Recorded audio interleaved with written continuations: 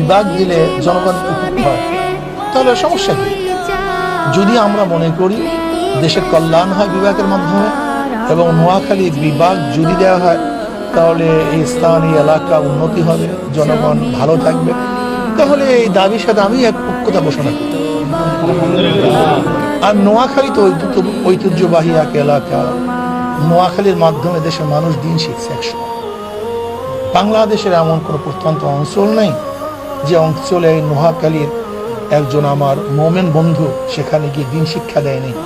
আমি গিয়েছি অনেক প্রত্যন্ত অঞ্চলে, সেখানেও দেখছি যে নোয়াখালীর এক ভাই সেখানে 50 বছর আগে গেছেন, দিন শিক্ষা দিয়েছেন। এখনো এই নোয়াখালীকে দ্বিতীয় আরব বলা হয়। এবং আমি বিশ্বাস করি বাংলাদেশের যতগুলি জেলা আছে সব জেলার চেয়ে নোয়াখালীতে আলেম বেশি এবং হক্কানি ওলামায়ে কেরাম বেশি। আলহামদুলিল্লাহ, আল্লাহ পাক